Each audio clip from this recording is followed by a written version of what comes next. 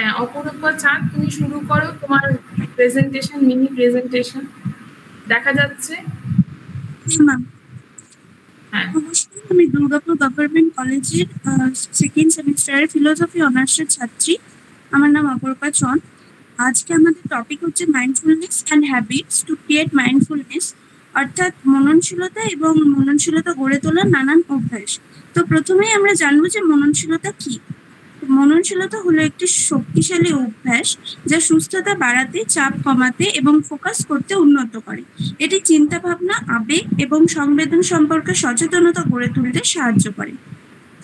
এরপর জানবো মননশীলতা গড়ে তোলার নানান অভ্যাস। মননশীলতা গড়ে তুলতে গেলে যেসব অভ্যাস আমাদের করতে হবে সেগুলি হলো প্রতিদিন মেডিটেশন করা, অন্যদের প্রতি সদয় হওয়া, প্রকৃতির সাথে সময় কাটানো, পর্যাপ্ত ঘুমের প্রয়োজন, আত্মনির্ভর হওয়া ও সঠিক সময়ে খাবার খাওয়া। মননশীলতার উপকারিতা। মননশীলতার উপকারিতা হলো দুশ্চিন্তা ও উদ্বেগ দূর করতে সাহায্য করে, মানসিক একাগ্রতা এবং শারীরিক কর্মক্ষমতা বৃদ্ধি করে, মানসিক চাপ কমাতে সাহায্য করে, মেজাজ এবং আবেগ নিয়ন্ত্রণে সাহায্য করে। এরপর মননশীলতার শিক্ষাগত প্রয়োজনীয়তা।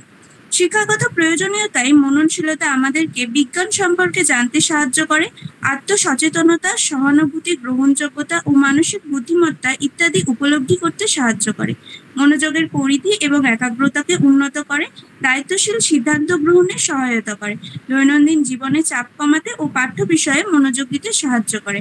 Thank you ma'am.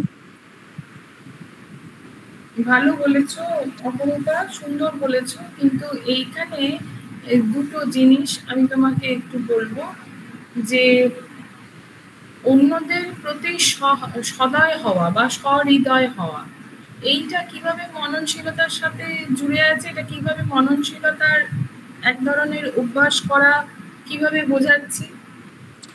অন্যদের প্রতি সদয় হওয়া বলতে অন্যদেরকে সাহায্য করা, যেমন অনেক বয়স্ক মানুষ যারা নিজেদের কাজ মানে করে উঠতে পারেন না বা করতে পারেন না, তাদের সাহায্য করা এবং অনেক ক্ষেত্রে তাদের সাহায্য করা। ম্যাম এটাই।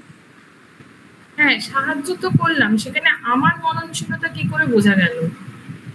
সেই ক্ষেত্রে মননশীলতা বলতে আমাদের মনকে একটা শান্তি পাওয়া যায়, যে অন্যদেরকে আমরা সাহায্য করলাম, সেখান থেকে মনের একটা আলাদা প্রশান্তি পাওয়া যায়। ভালো, গুড গুড।